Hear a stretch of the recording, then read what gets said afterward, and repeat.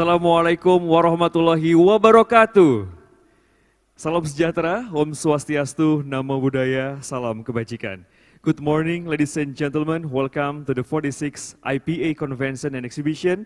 I would like to welcome all participants who joining us virtually from convex.ipa.or.id and also all offline participants in the Assembly Hall, Jakarta Convention Center. My name is Saan Kurniawan Giran, your host today. It is a great honor and pleasure to be here. We would like to say thank you and appreciate for joining us here, especially to our panelists and moderator, for having a discussion in our new program, CEO Talk or C-Talk. In this program, top executive from oil and gas company gathers to discuss the current and strategic issue. Special today, we are going to talk about company strategy to address energy transition and investment. The aim is to show the concern of climate change had led oil and gas companies to adapt to sustainable low carbon energy system and to support society's ambition to achieve net zero emission by 2050. Ladies and gentlemen, let's the session begin.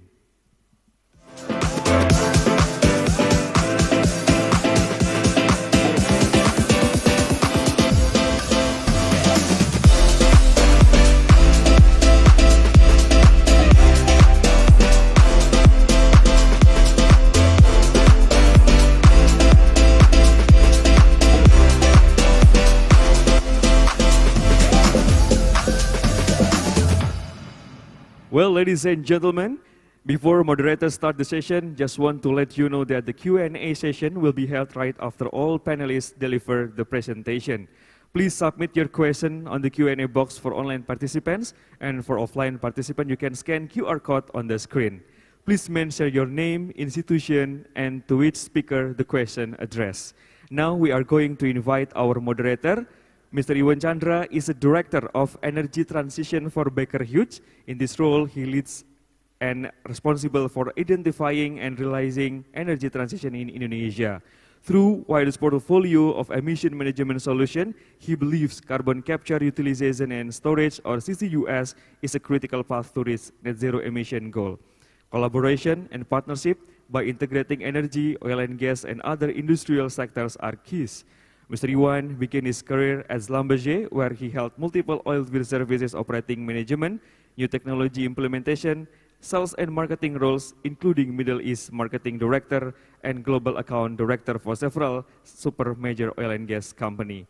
Mr. Iwan earned his bachelor degree in computer science from the Christian University of Satya Wacana in Salatiga, Indonesia. So, ladies and gentlemen, helping me in welcoming our moderator, Mr. Iwan Chandra.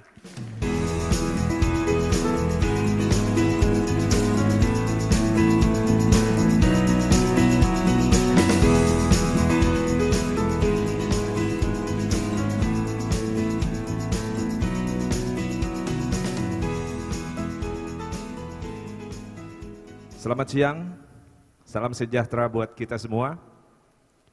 Good afternoon, distinguished guests and ladies and gentlemen. who attend offline here in the room, and also the one attending from online, so everywhere you are. But welcome to this C-Talk event, and then we have been waiting for. The fast development of the climate change has led oil and gas companies to adapt to a sustainable, low-carbon energy system and to support society's ambition to achieve a net zero emission by 2050.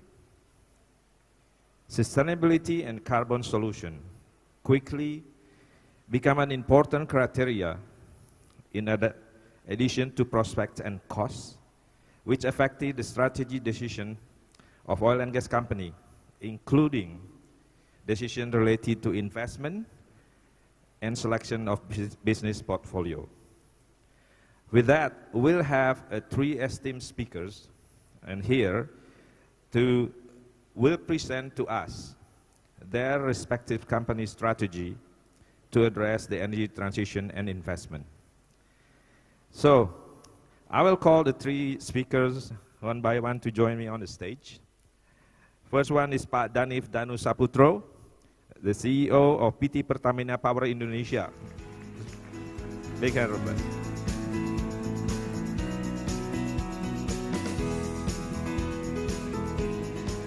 Second one is from our neighbors, Pak Datuk Sazali Hamzah, is Executive Vice President and CEO, Downstream Businesses.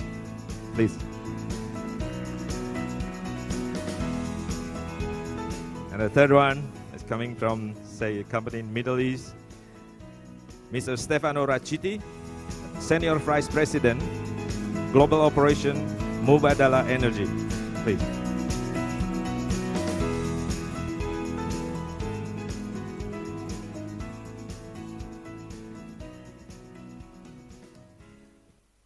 Welcome to the stage. We look forward to listen to your presentation and dialogue that I believe a lot of audience here would like to hear, especially in related to energy transition, investment challenges, and also the strategy of what your company has to be shared to us. So before we start, I'd like to read a bit of bio of each speaker that we have here. Thank you very much for putting the time to fly for you, and also that took Sazali to come to Indonesia for this event. And I'll start with Pak Danif Danu Saputro.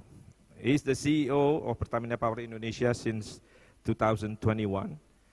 But he was previously the President Director of PT Mandiri Sekuritas, a Senior Vice President in Oil and Gas, Commodities, Metal and Mining, Petrochemical of Bank Mandiri Head Office. And then he once served as well for Country Manager of Bank Mandiri in Singapore Branch Office. And then he was also Country Director of Indonesia in Capital Advisor Partnership, Asia Private Limited, and also Director of Structured Finance and Financing Solution Group in Standard Chartered Bank. So Pak Dani also responsible in Indonesia for renewable energy now as part of the power, Pertamina Power. So the second one, I'll go to Pak Datuk Sazali Hamzah. He's the Executive Vice President and CEO Downstream Businesses of Petronas. Datuk Sazali is responsible for refining, manufacturing, trading, and marketing of crude oil, petroleum, and petrochemical products, with a total asset of more than $32 billion. This includes the largest retail network in Malaysia and South Africa, under the brand name of Petronas and Engine, respectively. Both brands have clinching the prestigious Putra Brand Award in Malaysia and Diamond Arrow Award in Namibia in 2021. Throughout his 30 years career in Petronas, Datuk Sazali's leadership led to notable achievements, including the project completion and commercial operation of the Kerteh Aromatics Complex, the expansion of Petronas Malacca refineries, He also spearheaded Petronas Chemical Group ESG effort, leading the group being ranked the top 10 in the Dow Jones Sustainability Index. So, we will hear to his presentation later. I will read the third one, which is Mr. Stefano Raciti, a Senior Vice President, Global Operation of Mubadala Energy. So with over 30 years experience, he oversees all operational activity for Mubadala Energy. He has been with Mubadala since 2007 and most recently led the business in Malaysia, where the company flagship gas project, Pegaga, has recently come on stream.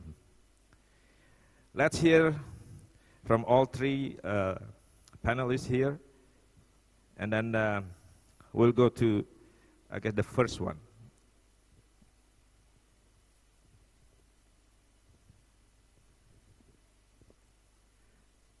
So for the first talk, I guess I will let Pak Danif to start the presentation, and then later after the three presenting to us, then we will open the question and answer session, and we will also direct all your questions that put it in the application online, and we will select all the questions from here as well. Pak Danif, your turn. Thanks.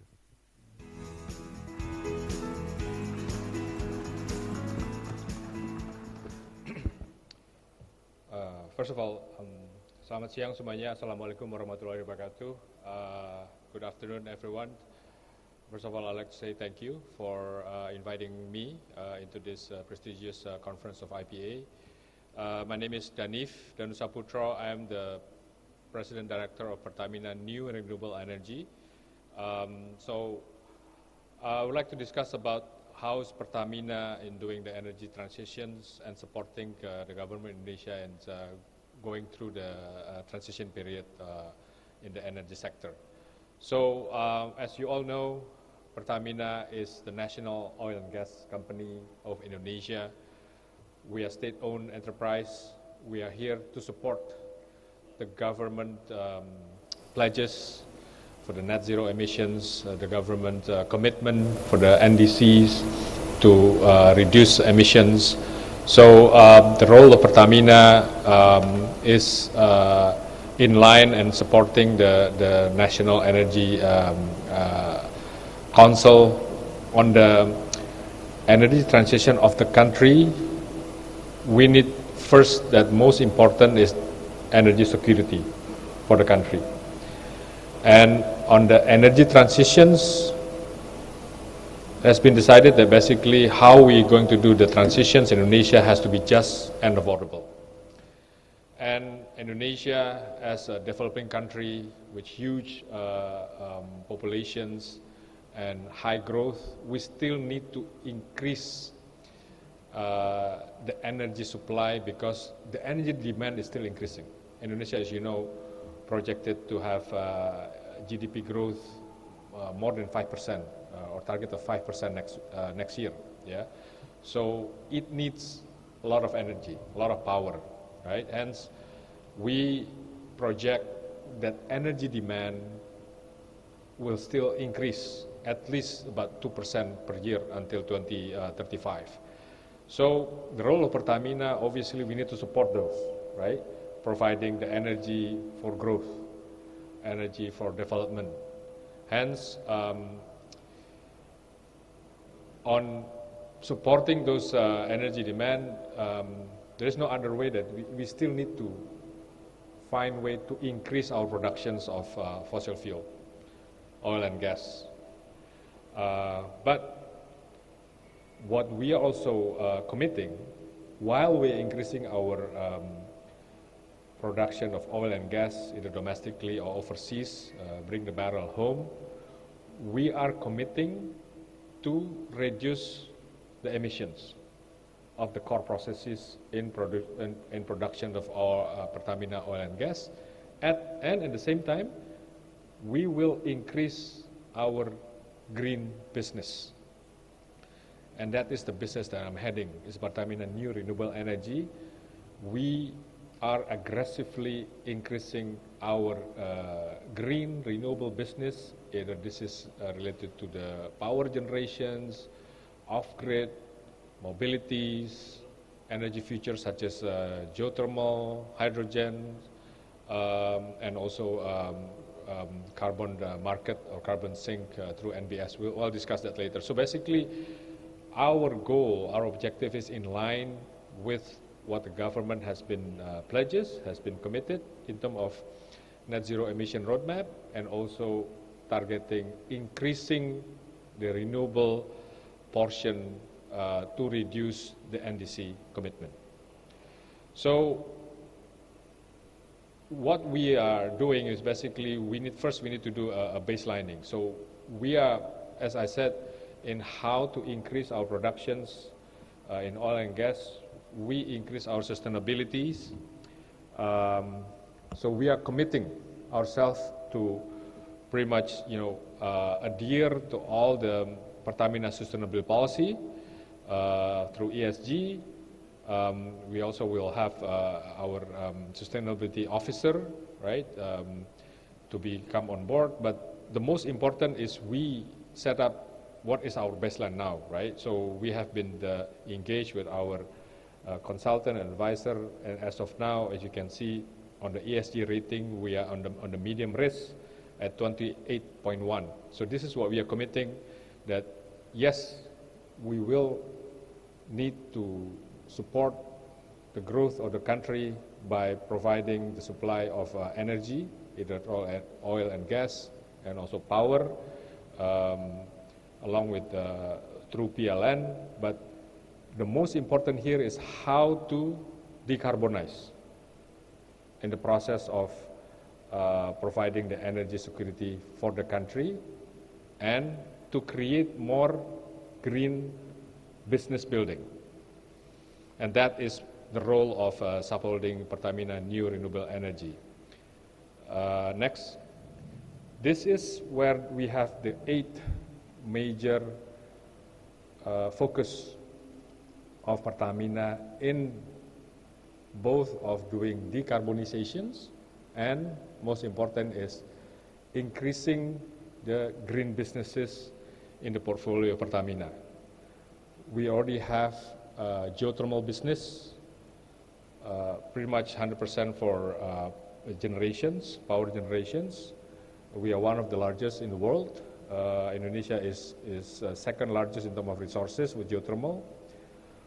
We are investing or will invest heavily on hydrogen, either blue or green hydrogen, because this is a foregone conclusion that hydrogen, green or blue hydrogen will be future energy, predominantly for hard to abate industries and also for the long-term mobility sectors such as marine, aviations, and between cities type of transportations, heavy trucks, minings or whatnot. But this is still in the future because it's still not, as you all know, it's not commercially at par with the fossil fuel. We also invest heavily, right, through IBC on mobility for EV battery and energy storage system. This is very interesting because this is not in the future, this is now, which is happening. How Pertamina involve and play a role actively in creating EV ecosystem. Because we know and we realize, and this is just a matter of when, that people will switch from buying gasoline, buying Petrolite or Pertamax, buying diesel. They will switch into charging their car or swapping battery, right, for their motorcycles. So this will disrupt our business, right, sooner or later. And Pertamina has to be ready. That's why we are actually aggressively disrupting ourselves, how to create an EV ecosystem to increase the adoption of EV in Indonesia. It is still very small or very low. And for the two-wheelers, Indonesia is the third largest market in the world, behind China and India. We also aggressively into a gasification business. So this is one of the key how the country, right, and Pertamina will play a big role, utilize our own natural resources such as coal, right, to be able to be processed into DME, right? This is to reduce our dependency on LPG, import LPG, right?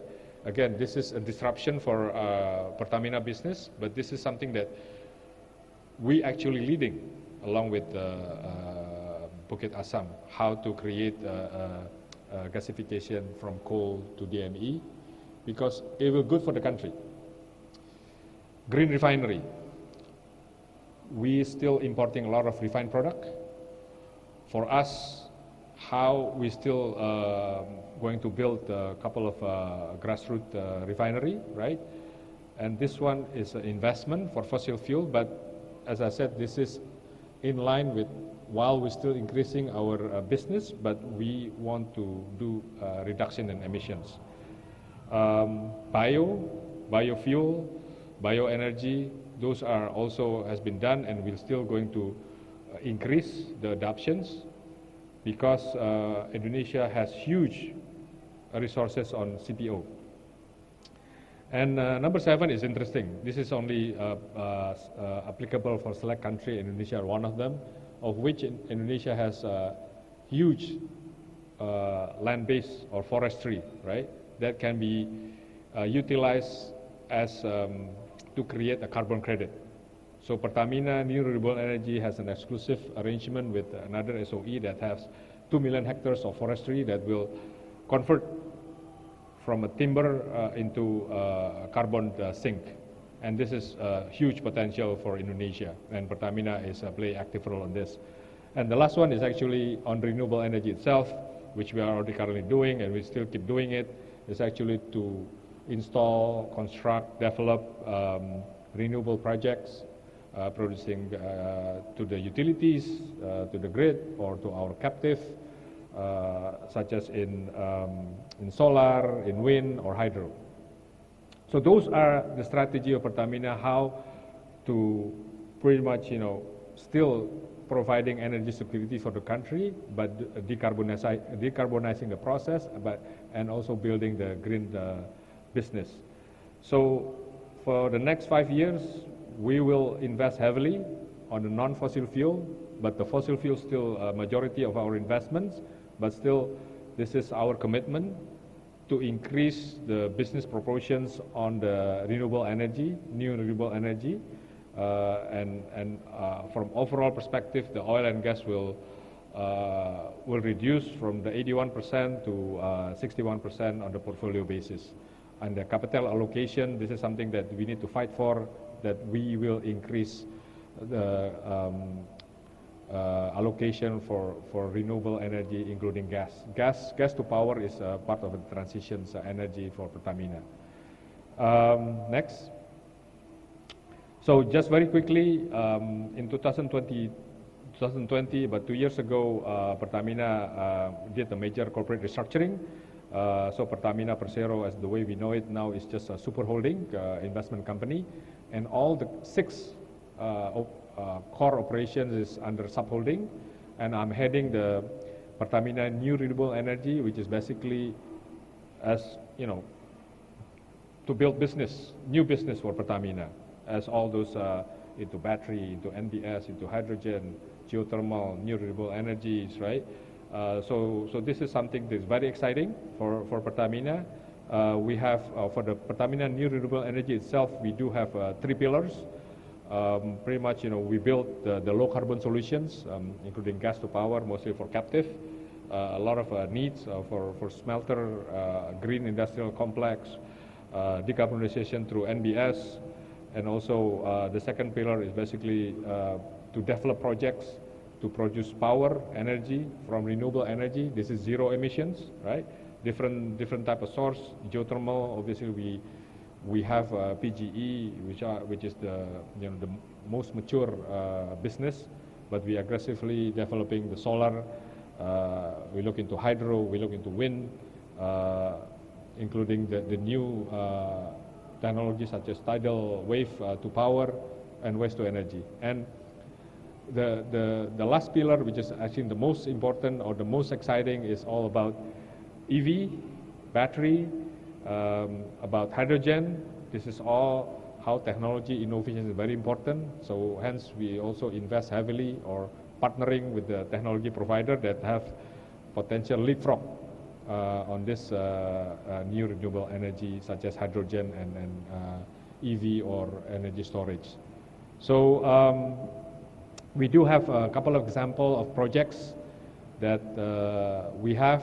I can go through very quickly. Next slide. This is the challenges, right, in doing the renewable energy. You know, as you know, there's land limitations because between the source of renewable energy, such as the high radiations in the East Indonesia, but the demand is mostly in Java and Sumatra, grids not connected, the potential intermittencies, right? Also on hydrogen, which is non-grid, also there's all these potential resources is in the remote area. Commercializations, this is predominantly on selling to the grid. On geothermal, as you know, there's a lot of risk on the upstream, but on the commercial side is limited on the tariff, technologies, financings. Last but not least, which is also important, is on the regulations, policies, incentive. This is required, right, to boost investment and adoption of renewable energy. So again, we do have a couple of examples in terms of our PV projects, our NBS project, our EV project, right? This is a green hydrogen that we are currently doing using a potential offshore wind. So we are busy, right? We are busy, but the most important, the key takeaway is Pertamina is doing an energy transitions, and our vision, mission, and the strategy is in line with the government's directions and also commitment to do energy transitions by first having energy securities, and the transition has to be just and affordable. Thank you. That's all my presentation. Terima kasih, Pak Iwan. Good. Thank you. Big round of applause. So thank you, Pak Danif. I think if I can summarize short, because I'm sure there's a lot of question in mind and more explanation, but please type your question in the application and we will select later on. If I may summarize, Pak Danif, the challenge for not only Pertamina, but for a lot of companies globally and also locally, how we can produce, to secure the energy security, increase the production of oil and gas, but at the same time, we also reduce the carbon emission, and then energy mix, which is really have a lot of sources that Pak Danif mentioned, and 8 initiatives that Pertamina actually aiming and then also doing already. But it is open, to really collaborative action, because we cannot do it alone, right? So that's really the, what Pak Danif tried to say in a few slides, but it's very massive. I think we can have a one-day session just to go through in the wider and deeper topics that Pak Danif mentioned. But hey, the next one, which is from Petronas, which is really our neighbors, and I'm sure that's a lot of things that Datuk Sazali will present for the next 15 minutes, and it will enrich of what our knowledge of such a big companies around us also doing in this energy transition and investment, and the challenges that they can bring to us. Datuk Sazali, please.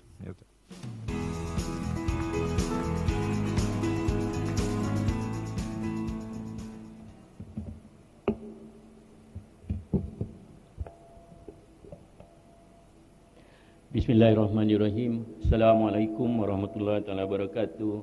A very good morning dan selamat siang.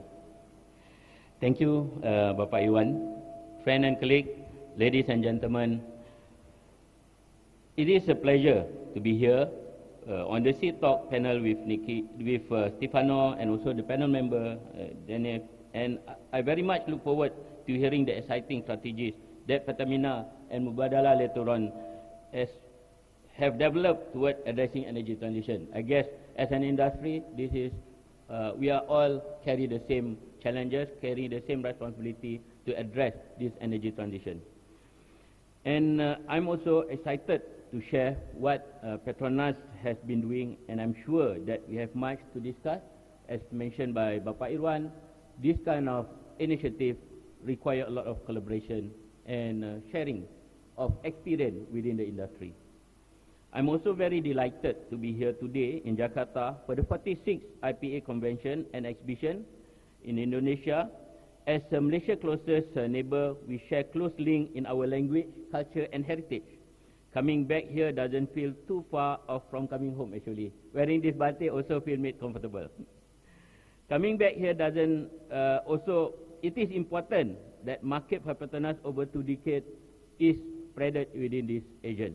Yeah? So,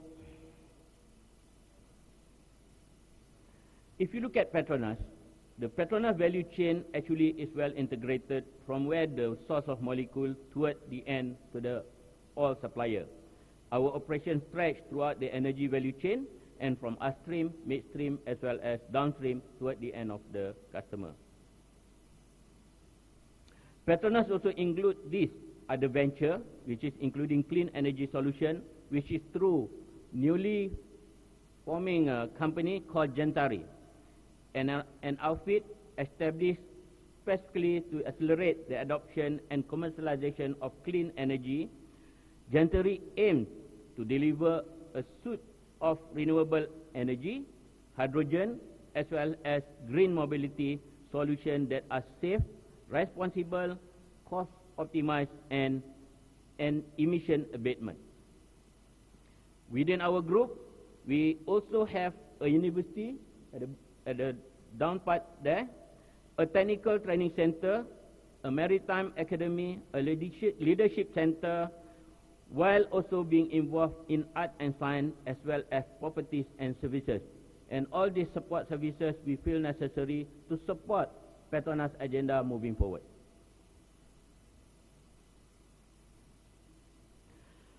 We have been in present over 100 countries across the different continents with more than 40,000 employees around the world. And it is a multi-diversity of culture as well as consist of all the staff.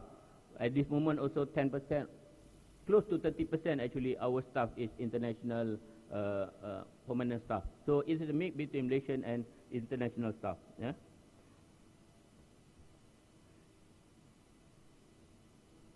And ladies and gentlemen, our topic today relates to company strategy to address the energy transition. And Petronas has been our sustainability journey for over more than 20-30 years. In line with our purpose, Petronas has been thriving and will continue to strive to be a progressive energy and solution partner enriching life for a sustainable future. That is our side.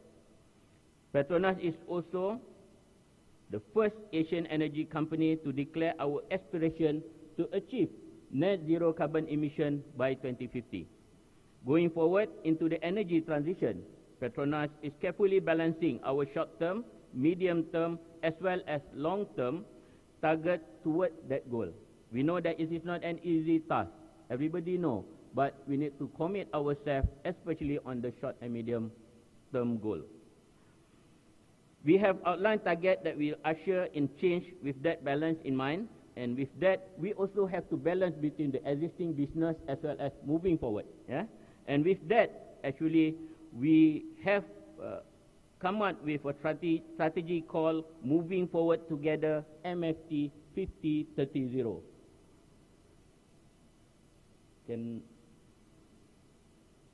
I lost the presentation. Okay. So the MFT 50-30-0 is our new tagline from now until at least 2050. So let me explain a bit what is MFT 50-30-0.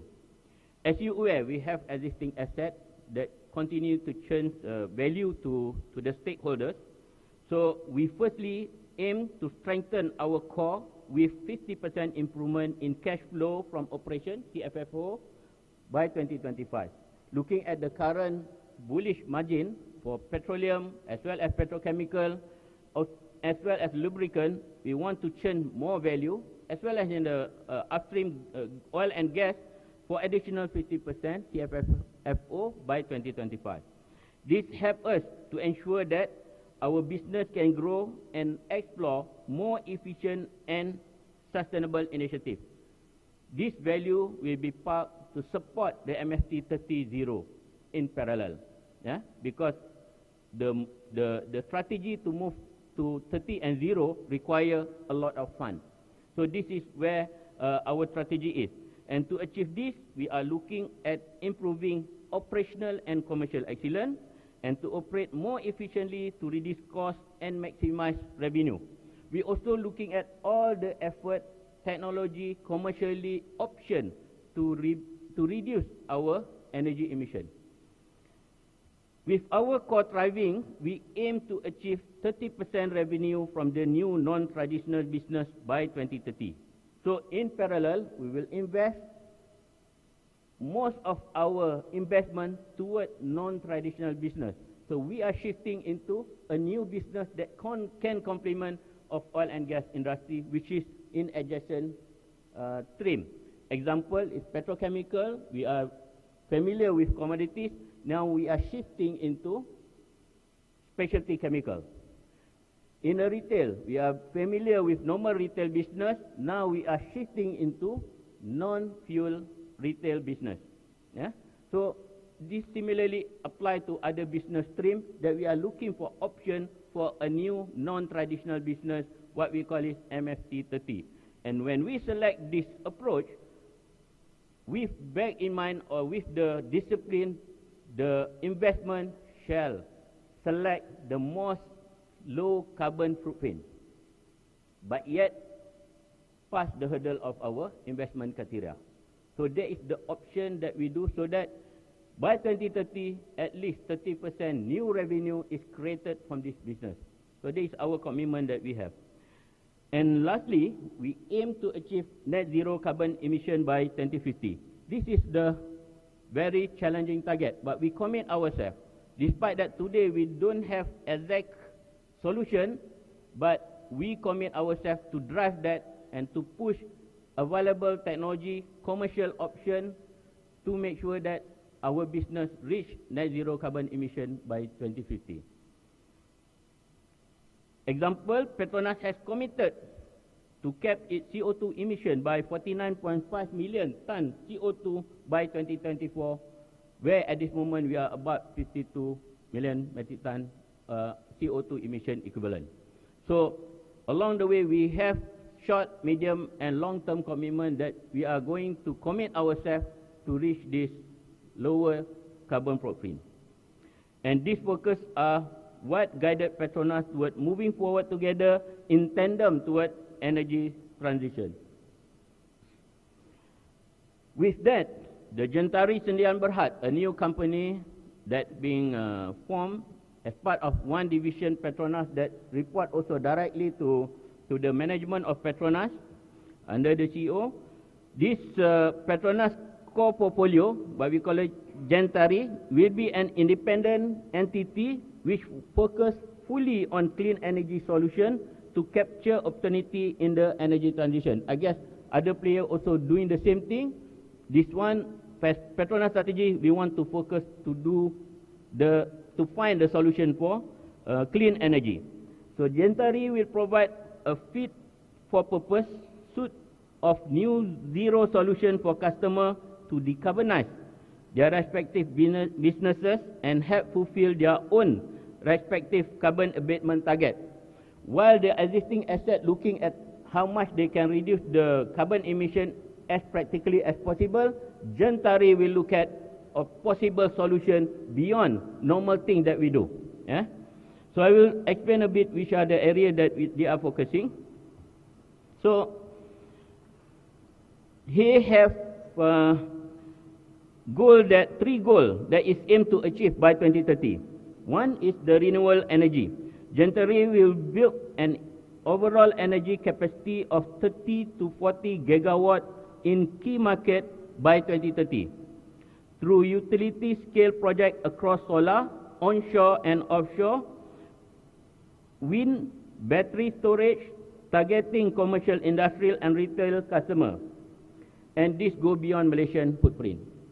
And to date, Gentari already has established or able to produce 1.1 gigawatt power of renewable energy capacity in operation and other development globally to reach the target by 2030, which is 30 to 40 gigawatt. So we have started about 1.1 gigawatt now. Yeah? And which this includes the Malaysian largest single solar rooftop installation, which is 7.4 megawatt that we have installed recently at our University Technology Petronas, and also all installation underway in 60 Petronas stations. Second one, this is a bit further away. The investment have been put starting from few years back to look at the option for hydrogen. Gentari target to offer cost-competitive, low-carbon hydrogen solution via a comprehensive global supply network for both export and domestic demand, with an aspiration to produce up to 1.2 million ton per annum of clean hydrogen by 2030. This segment will target industrial power and transportation customer, particularly the early adopter. Yeah? And to date, Gentari has already signed 12 MOU with international partner for project development in Malaysia, India, and also in the Middle East, as well as some customer in East Asia, covering initiatives to explore the development of green hydrogen projects and its transportation advocacy on policy and regulation to support the hydrogen industry and studies on a low carbon ammonia supply chain, among others. So this is the chain that we are looking at. The third one that Gentari is being tasked is to make sure that Gentari green mobility commitment to support the electric vehicle EV ecosystem by capturing 10% market share.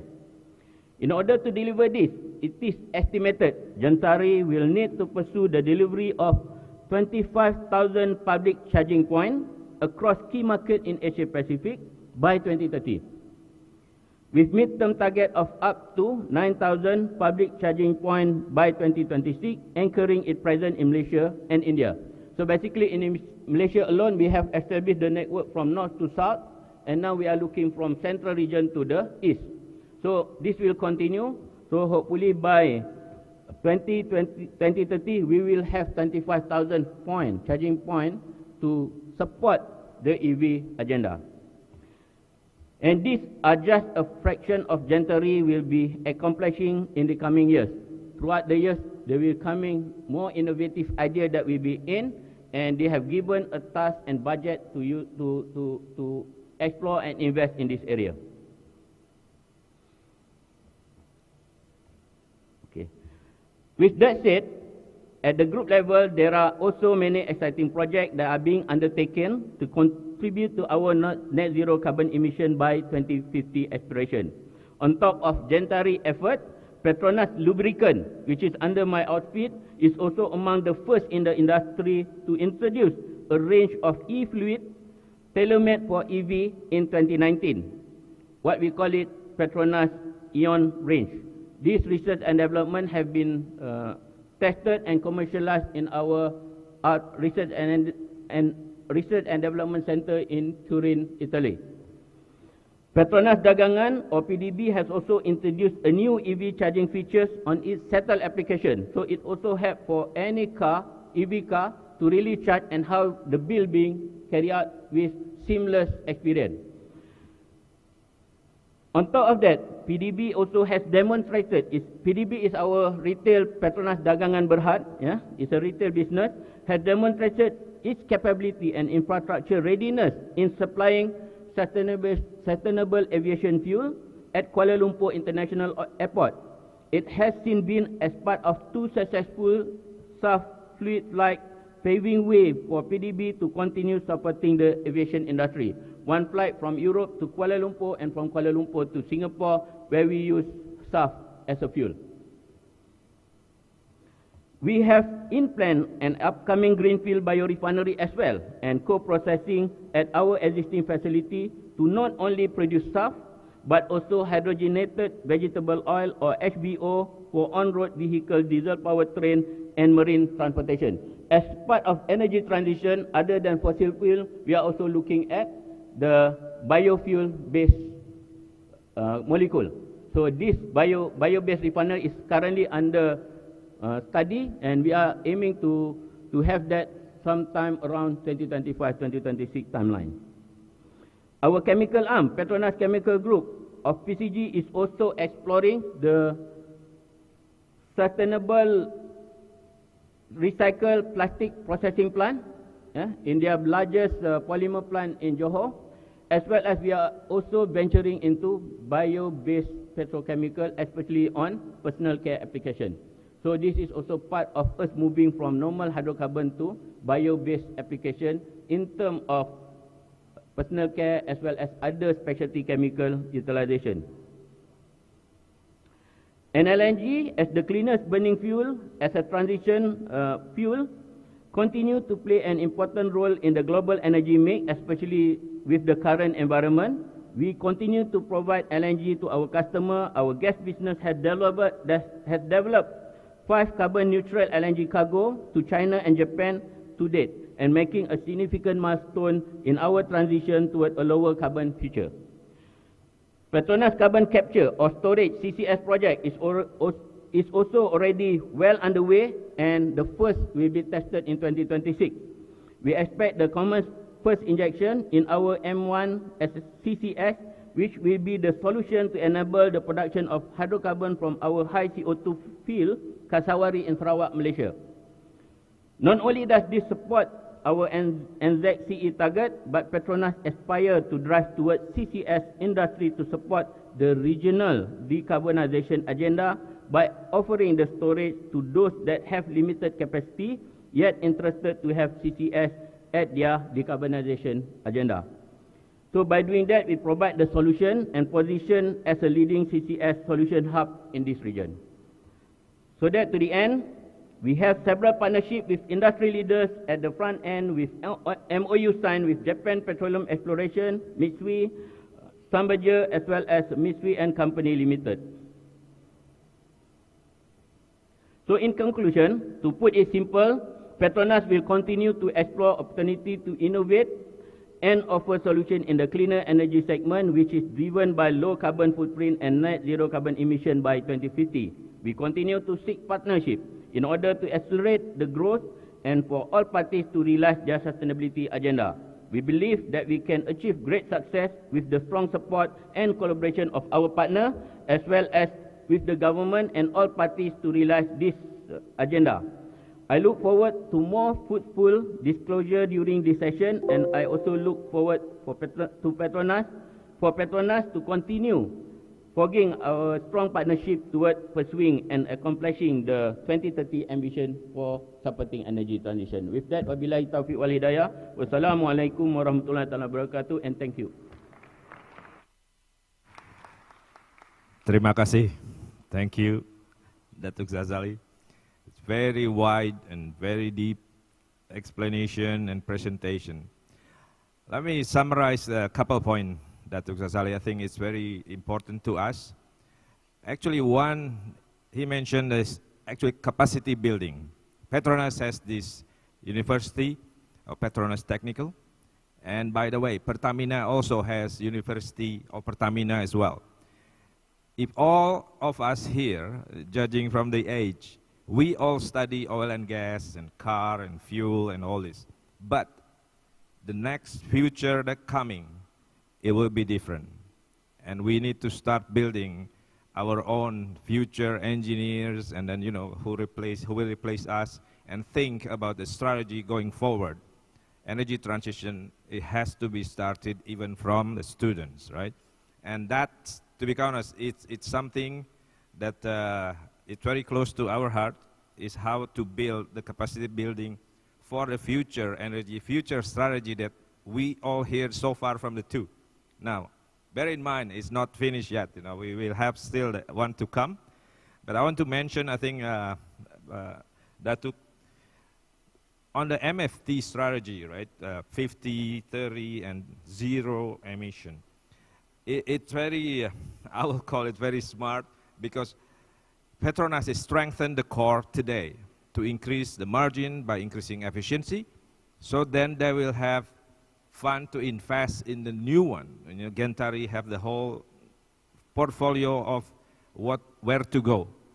And then, of course, the whole medium and long term is to achieve the sustainability and zero emission while also still producing an efficiency to growth and also to invest in new things. Now, before we go to the last one, so I mean, will be bringing a new perspective a little bit, because the first two are from Indonesia and say Malaysia, close to us. Pak Stefano Raciti is Mubadala Energy, is from Abu Dhabi, so from Middle East, and we're looking forward to hear your speech. Please, hand of applause.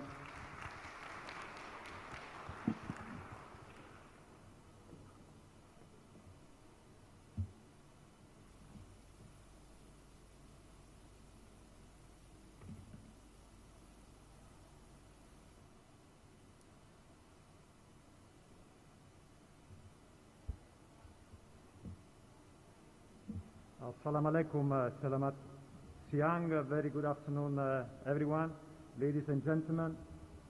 Sorry, let me get rid of this mask.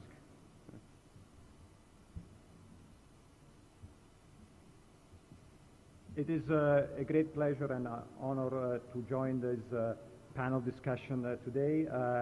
Thank you, Pak Iwan, for your kind introduction and for moderating this panel, and I wish to thank the organizer IPA CONVEX for inviting me to join this panel discussion together with the other distinguished panelists, Dr. Zabali from Petronas and Pak Danif from Pertamina. And we are very pleased to provide our view about the far-reaching and crucial topic of energy transition. This IPA event and panel discussion is very timely for us. In fact, only recently we have unveiled our new strategy that sits squarely within the frame of energy transition.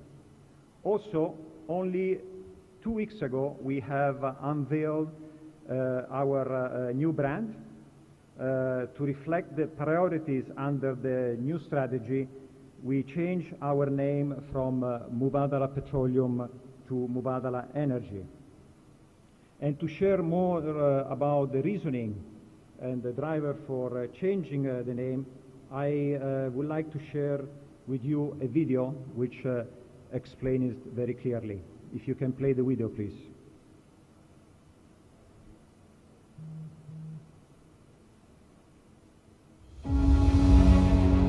Everywhere you look, the pace of change is accelerating.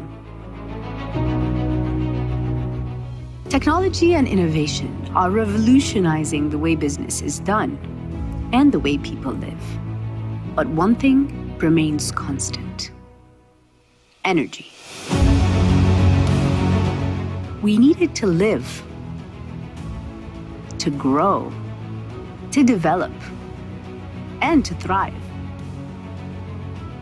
But to ensure sustainable energy systems, we must transition. Gas has a vital role to play as a bridge fuel to a low-carbon future, as do new energy sectors. As an international energy company with a gas-weighted portfolio, we are committed to playing our part. But, like any business, we must constantly evolve and adapt to the dynamic world around us. Powered by our heritage as a wholly owned Mubadala company, by deep relationships, powerful partnerships, and forward-thinking investment strategies. We are an international future energy champion for Abu Dhabi, expanding across the gas value chain and new energy sectors. We are part of a sustainable energy future. We are energizing what's next.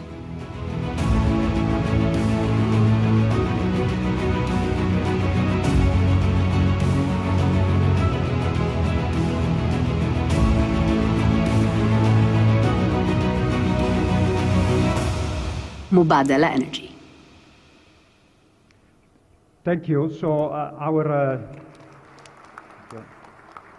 our new brand, as I said, is a reflection of our new scope and new commitment to the energy transition, which is clearly in front of us, is reshaping the world around us, and the hydrocarbon industry is facing increased pressure to respond and to adapt to the new landscape. Standing still is no longer an option, and we must adapt quickly. The starting point, as an industry, we must be part of the solution. We have the skills, we have the resources, we have the infrastructure and capabilities to make the changes that are needed. This is a significant change, but also a major opportunity. The second point is, how do we make the contribution? We at Mubadala Energy are adapting to play our part and thrive in the new energy landscape. Our belief is that the transition process represents a significant opportunity for our company. As we heard also from previous speakers, gas demand will continue to grow. And with our gas-biased portfolio, we can help meet the demand and provide gas as a bridge fuel for the transition. As we all know, natural gas is 50% lower than coal in carbon emissions. Gas is relatively abundant, safe, and infrastructure exists to transport it to the consumers. The strong gas demand is particularly evident in Southeast Asia. As per WoodMac, it is forecasted an 88% growth in incremental gas demand to 2050 in Southeast Asia alone. Also, a 5 times increase in LNG demand coming from Southeast Asia. Here in Indonesia, the scale of electrification and coal to gas switching ensures strong gas demand growth. At the same time, we must ensure that the transition is equitable and human. Nearly 4 billion people don't have access to clean and reliable cooking fuel. We must continue to invest in communities, to support them as we go through the transition.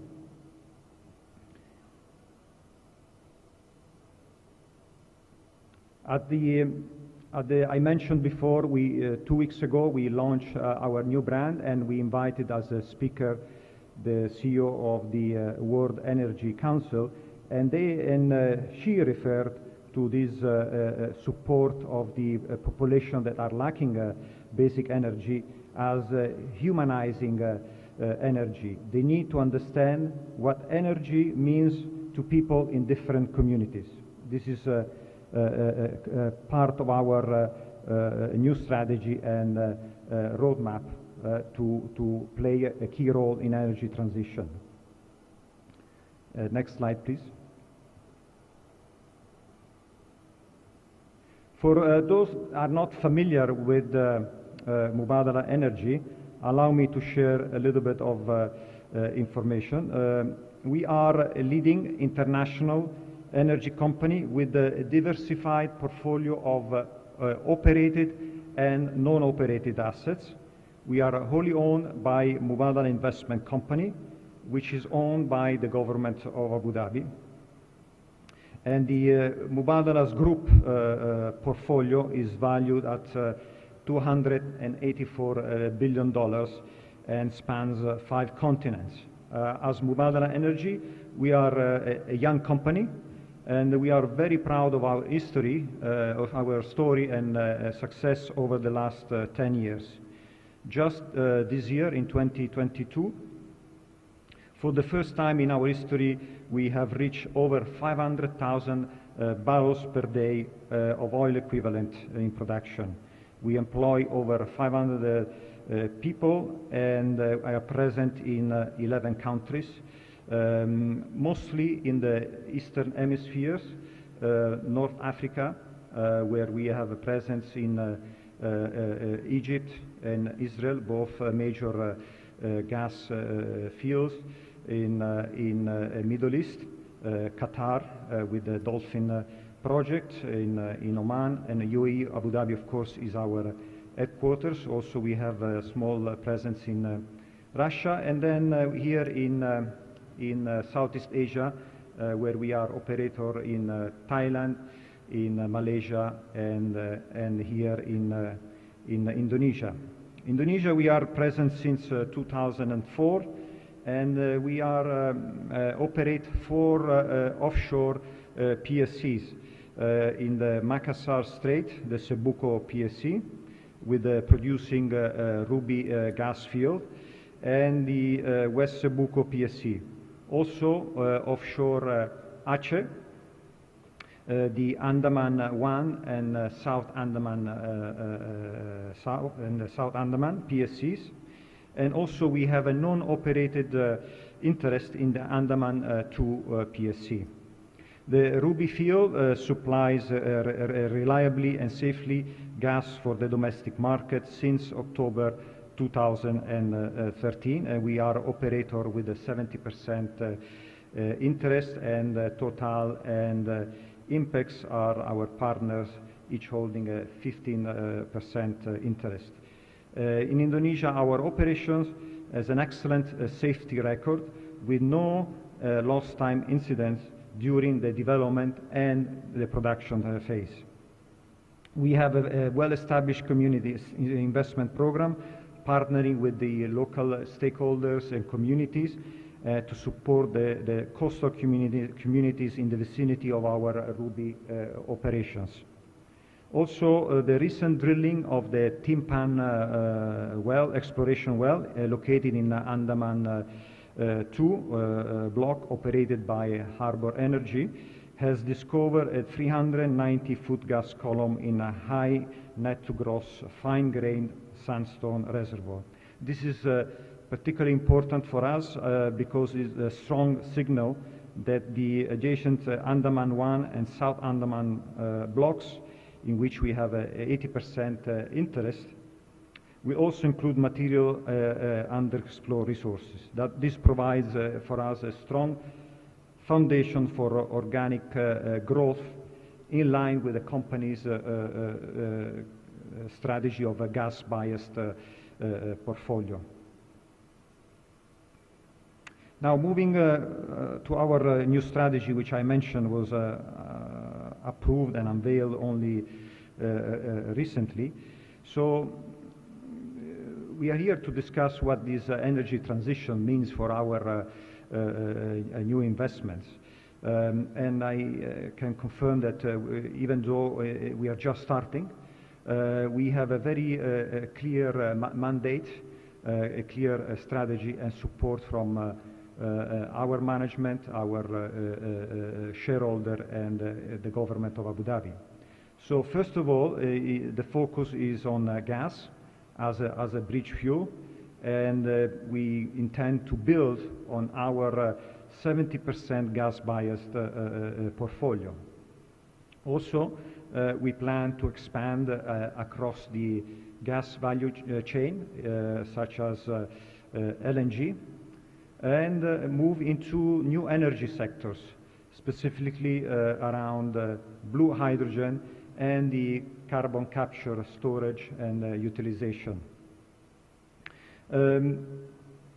We realize that this view or this strategy is shared by many in our industry. Actually, we think that this is really encouraging and is a strong signal that the strategy we have set ourselves is the right one. However, challenges are ahead of us. For example, when it comes to hydrogen, although the market is developing quickly, it is still fairly mature. The number of opportunities available are quite small and highly competitive. This is where our core value of partnership comes in. We have built strong and durable partnership over the years, and we are proactively looking at how we can support, learn, and invest in new energy projects. Our sister company, Masdar, the renewable energy company, is also taking this approach and has benefited from the partnership we have forged. In fact, here in Indonesia, Masdar has entered the market in 2020, forming a joint venture with PT PJBI, a subsidiary of Indonesia State Electricity Company, to drive the development of the Cirata floating photovoltaic power plant, the country's first floating solar project and one of the largest in the world, producing 200 megawatts. In conclusion, we are committed to the energy transition, and while there are challenges ahead, a long-term investment approach will unearth and realize a wide range of opportunities. We are positioning ourselves as Mubadala Energy to realize these opportunities by expanding across the gas value chain and into new energy sectors. Partnership will be vital, and we would like to thank our partners here in Indonesia for their continued support and encouragement. Terima kasih. Big round of applause. Thank you, Stefano. So, there was our third distinguished speakers here. I believe we have all abundant information and insight that will go to the next question and answer. But before I go to that session, I really want to comment a little bit on your presentation, Stefano, because you do mention that your strategy is to aim to the energy of the future, right? So again, in this case, is the cleaner, gas is a transition energy, but all the setup that Mubadala Energy already set was actually in line with all other two panelists presented before, and also for all of us. And then actually one thing I want to say, you're just started company in comparison to others, but you mentioned you have 500 people across the globe. And then if you need to grow and you need the resources, University of Pertamina, University of Petronas is ready to supply the new recruit. So that will be the aim for the future. We all can collaborate, and then I guess we'll go to the questions, which is really, please, you still have time to input your questions, and all of us here is ready to answer. Now I understand it's this lunchtime coming, but it's so many kind of a question that can come, but we'll go through and we'll see what we can start with. And I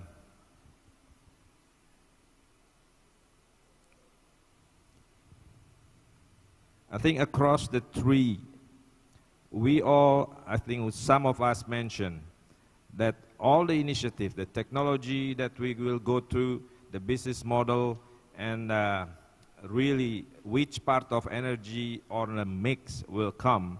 But all of this really also hinge on a very important, which is the regulatory environment. So the questions here was, what is expected regulatory environment needed to support the transition and business model transformation of energy? So it's really an opportunity to, I guess, share with us what you expect in terms of the regulatory from the government or the stakeholder to really set to support what you actually aim in strategy and business in energy transition. So maybe Pak Danif, you want to answer first? Yeah, terima kasih, Pak Iwan. It's a good question. I think this is what we all need, I believe, not only Pertamina.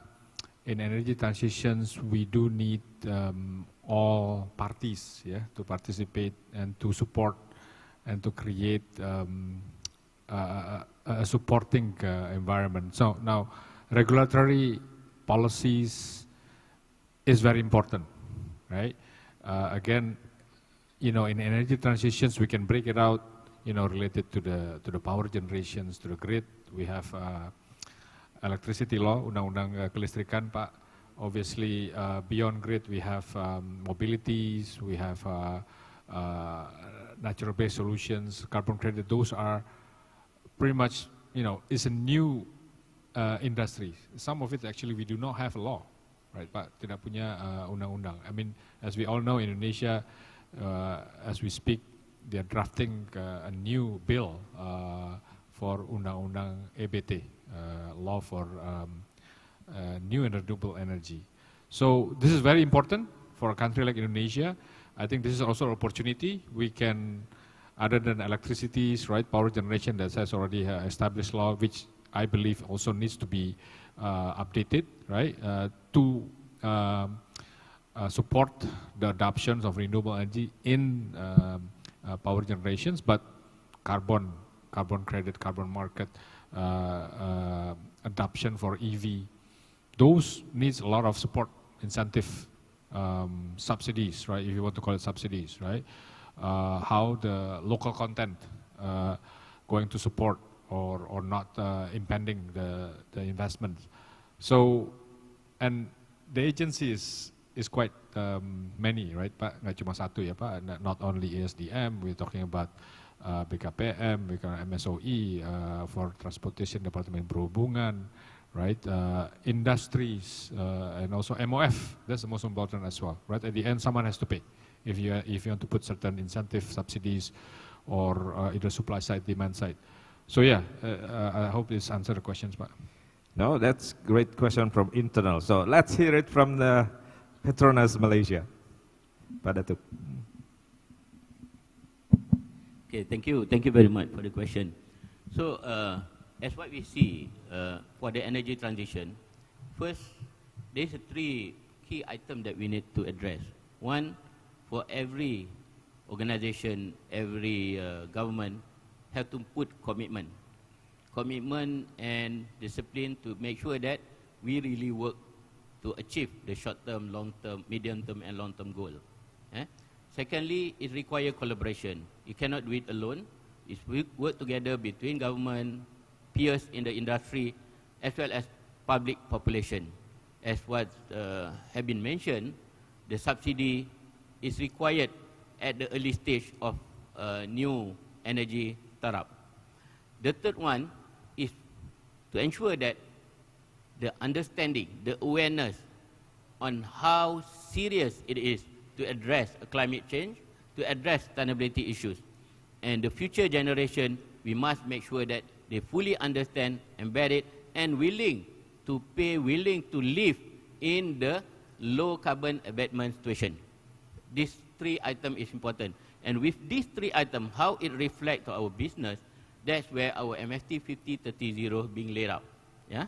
So as far as our strategy remain intact, we continue to generate value to the shareholder, but at the same time, we address the energy transition issues by putting a commitment and effort to address the short-term, medium-term, and long-term. As a short-term, by 2024, we commit to cap our energy CO2 emission at 49.5 million metric tons. So moving forward, we are going to reduce further, and we have a 2030 goal and 2050 goal. Yeah? And roughly, based on our estimation, 10 to 15% can be reduced through operational efficiency and optimization. 30 to 40% can be addressed through a change in technology or selecting a new low carbon emission. That's why MFT 30 looking to the new business that have low carbon emission as an option. And another 30% we require for electrification. If we continue with this business in oil and gas to produce fuel or we reduce chemical product, we do need electrification. and the remaining, probably about 10%, require energy swapping. This is where CCUS, solar, renewable energy is important to play. So how we achieve it, this is what we need to work in short, medium, and long term. I guess that's why I could offer a bit on that. Thank you. Oh, it's a great answer. Thank you. So, let's hear it from Stefano. Go ahead, please. So the role of the government and the regulators is clearly essential. Without their support, full engagement, and clear regulations that support what the industry is doing in terms of moving forward with the energy transition has to be in place. In many of these new energy solutions, I think the industry is able to come up with the technical solutions fairly quickly. The challenge is how to make it commercially viable. And we see many times that projects that could deliver fantastic objectives of decarbonization and moving into energy, then get stuck because of markets, commercial terms, and so this is where the government has to play a role. From our side, of course, as I mentioned, gas is a key element in our strategy, so moving away from liquid fuels, from coal, and driving the use of gas is key.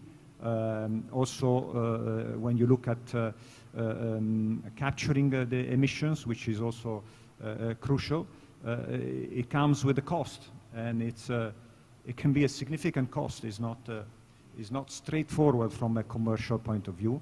So how do we create the regulatory and legislative requirements that will enable this project to be commercially viable? We heard about carbon credits. If you look at the markets, there is in some countries, I think the price has been around 90 to 100 euros, and many countries don't have a carbon pricing, and many countries have very low carbon prices, below 10 euros. So the market is either is not there or is all over the place. So regulation is key. At the same time, hydrogen it's presenting a great opportunity. There are technical challenges, but again, we need the regulations and the governments to create the framework, especially from a commercial point of view, to make them viable. Thank you. Great, thank you, Stefano. So the next question I'll read from the floor on this online coming. It's from Benito, Gunadarma University. I'll read one of the question here, which is I think we'll address it to Mubadala Energy and Petronas. It's how Indonesia fits with the energy transition strategy that your company has. So I know that you have several blocks that are operating, and Petronas, of course, you're in Ketapang, etc. So this new strategy, what will change to the way you invest in Indonesia? I guess so. For you first, then. Still warm. So first of all, we spent a lot of time coming up with the strategy, and we saw the need to respond, to react, and as I mentioned, we have just unveiled a new strategy recently, and it is definitely impacting the way we look into the future. Certain investments, opportunities that before were let's say key to our business are no longer there. Clearly now, as I said, focus is around the gas, and we are building our portfolio beyond the current 70% gas weighted, and we'll continue to do that. And then is broadening the scope. Before we were very hydrocarbon focused. Now we are moving also into new sectors, carbon capture and hydrogen, and the efficiency becomes very important. How do we decarbonize or reduce the carbon footprint in our operations? And we have to commit to invest and spend money to make it happen. So this is in general. When it comes to Indonesia, it fits very well. We already have a gas producing business here, and looking forward into the exploration activities, all the prospects that we are looking in the Andaman blocks are most likely gas, and we also play in an element to, if we are able to materialize these potential resources, to look at how we bring these molecules further downstream in the gas value chain. So all this is having a huge impact on our business and our future. Thank you. Great, thank you. I'm sure a lot of people here and online and in Indonesia or elsewhere are very happy with the answer that Pak Stefanus said, because it means a lot more investment coming to Indonesia. They are developing, they are continuing towards the new greener energy, and especially what they have is gas. So I'll throw it to Datuk Zazali. Okay, thank you for that question as well. So basically, what we have done, definitely we have to shift our mindset toward better, cleaner option as well as low carbon footprint. So, for example, our investment in the coming 2017, especially in the downstream, we spend probably only 5% for the new non-fuel business. Coming into 2018 to 2022, our investment have shifted to 50% focus on non-fuel business. And moving forward from 2023 to 2027, it shifted further 90% on this clean business. So that is the shifted in our strategy moving forward. And as far as Indonesian concerned, we have been in partnering with a lot of our clients, our partner in Indonesia, and we bring it in tandem together. For example, last night we have met one of our biggest partner and also client, and we have put the strategy how actually we start to put an investment on, for example, recycled plastic. So the investment have been start working out, and I'm sure moving forward we are looking into this option. In the upstream, when we find gas together with our partner, also we look at the option how actually we produce gas with minimum carbon footprint. So we will share the technology that we have, for example, the low carbon emission, zero flaring, for example, and some of the equipment design that can be used with low carbon footprint. This is part of the effort that we're doing in Indonesia. I think that's some of the thing that we do. Yeah. Thank you. As I'm Indonesian, that is also what we want to hear. The technology transfer also is a part of strategy from Petronas to us in Indonesia. So again, hey, the next question is actually for Pak Danif, is from Evan Timothy, the SIS, they call it. How does Pertamina handle CO2 emission and other GHG from your geothermal plant? Which is, the geothermal from the steam to electricity are clean, but at the plant level, they are post-combustion and everything. So this is a very technical question. Very technical questions.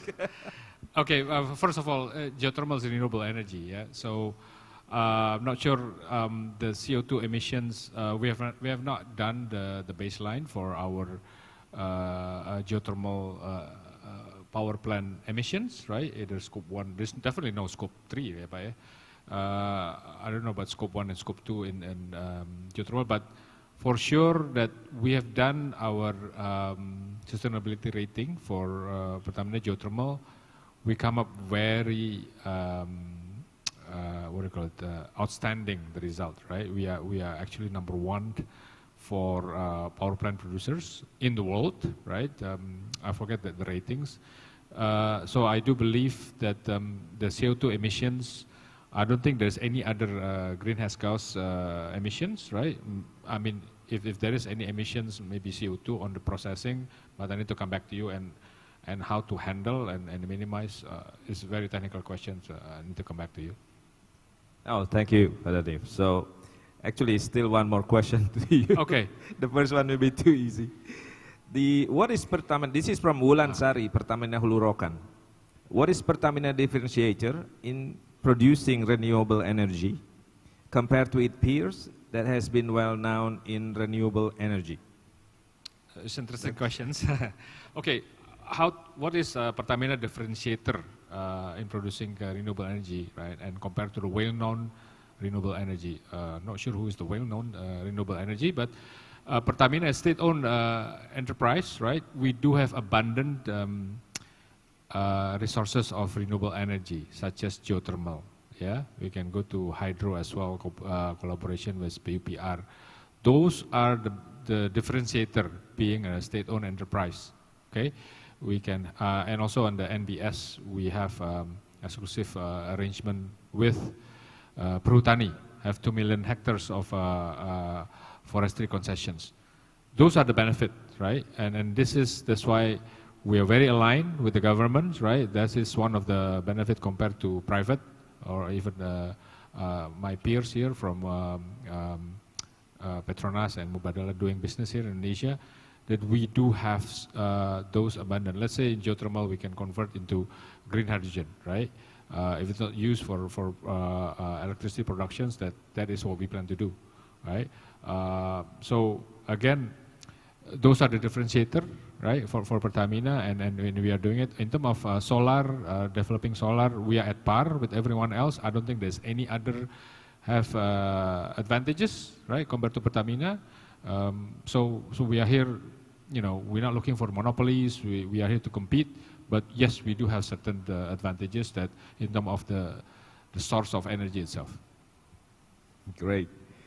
Don't forget that Indonesia has the second largest, actually, geothermal renewable resource, right? And it just been developed even around 3 gigawatt today out of 23. So that is on its own differentiator to any countries or any peers in the. And Pertamina is very focused on developing through Pertamina geothermal energy. Right? Now, the next question is from Marvel Crismateo from UBC. This is to Datuk Zazali. Has Petronas planned to capture high concentration CO2 from its refineries or petrochemical complex and send them to store underground with the CCS?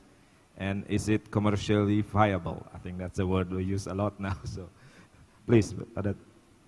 Thank you. It's a very good question, Mr. Marvel. So, what we do is, as I mentioned, the first CCUS test will be done in 2026 in Kasawari field.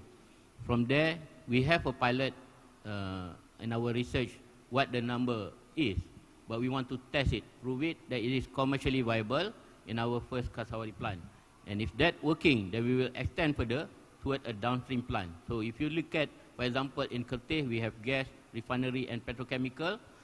It is an opportunity to reroute the CO2 into the old gas field that have in Peninsula. So this will be tested subsequently, and God will, if it works, it will come out later part of the strategy. Yeah. So if that being achieved, those services can be extended to other industry as well that don't have the facilities, basically to inject CO2 in this field. Yes, the first is to test the high CO2 field and look the technology whether we can pump it back to the reservoir, and after that we do to the downstream.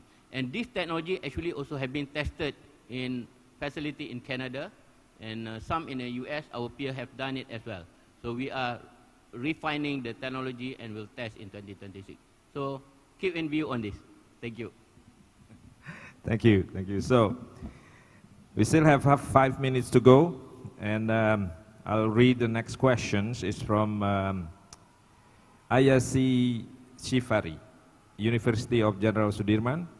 As we know, energy transition needs economic equity of much area. Whether by increasing production can treat the problem, I think underdeveloped region will continue to rely on fossil fuel because of it. And like electric vehicle, it will be difficult to reach certain area. I guess now the question is, again, economically viable or not? And this question is not addressed to any, so maybe, but Stefano, you want to answer these things? Thanks.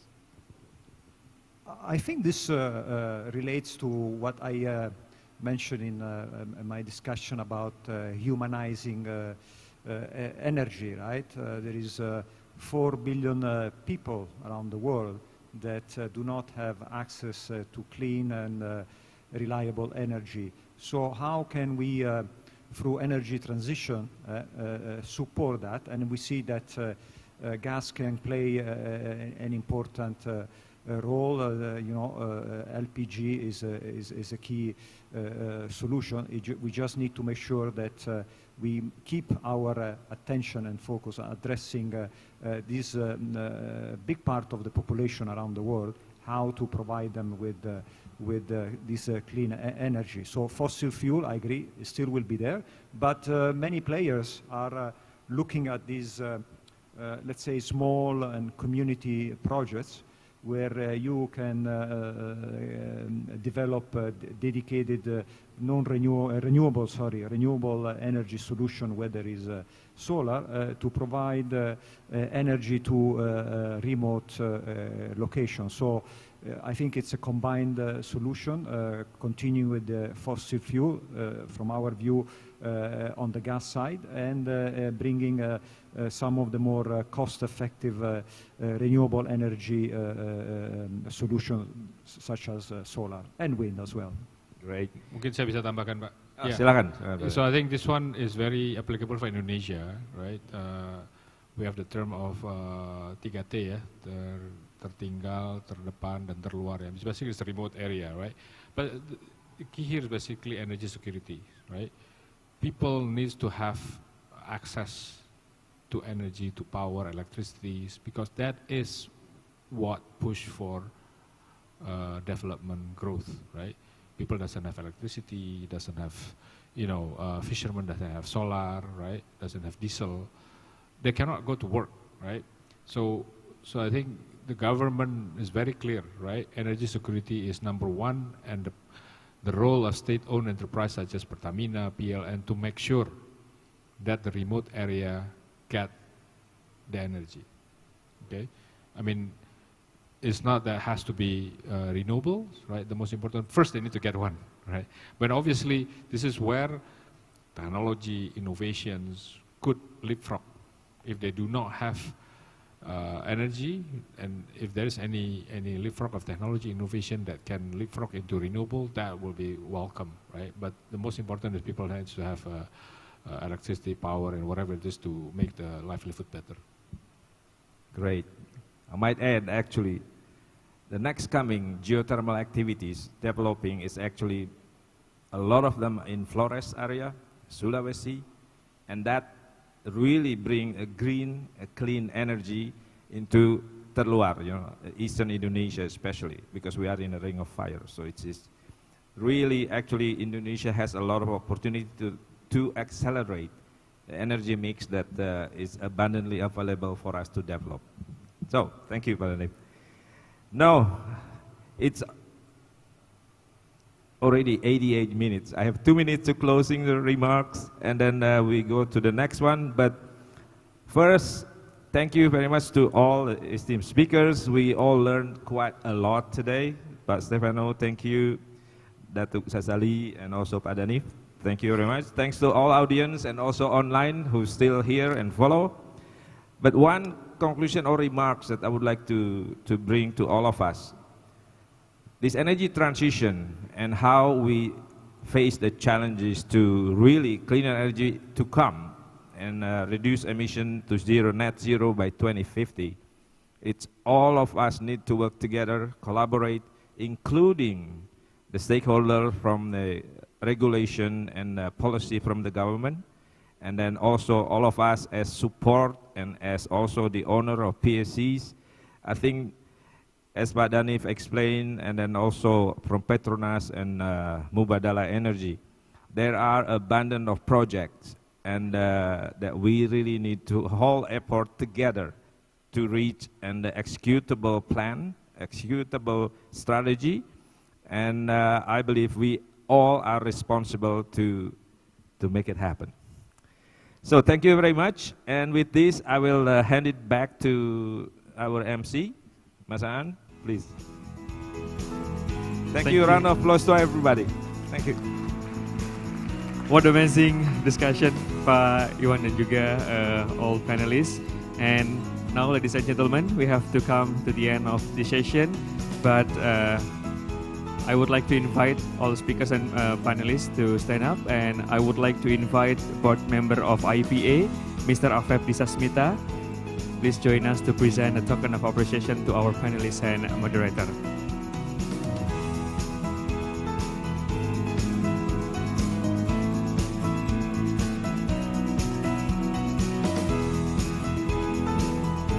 Thank you, Chief Executive Officer PT Pertamina Power Indonesia, Mr. Danif Danu Saputro.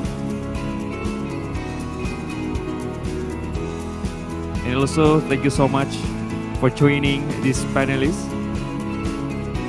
EFP and CEO of Downstream Petronas, Bapak Dato Zazali Hamzah. And also, we would like to say thank you, Senior Vice President of Global Operation Mubadala Petroleum, Mr. Stefano Raciti.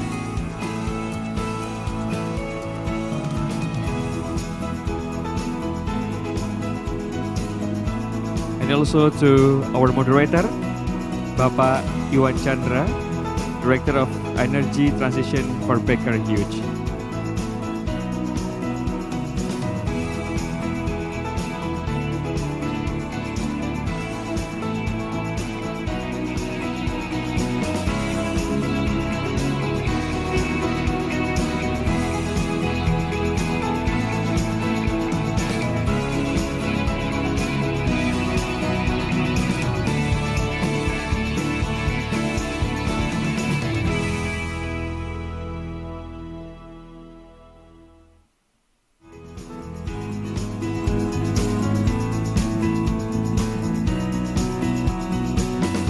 May I join, sir?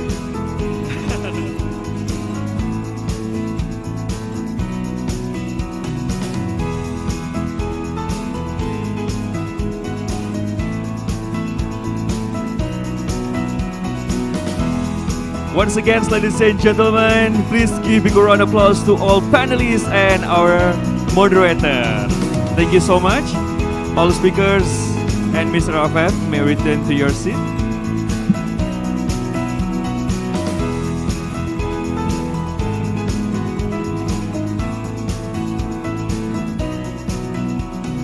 Well, ladies and gentlemen, once again, thank you for joining us today. Visit our website convex.ipa.or.id for detailed schedule of the convention program. My name is Aan Kurniawan. Thank you, goodbye, and please stay safe. Wassalamualaikum warahmatullahi wabarakatuh.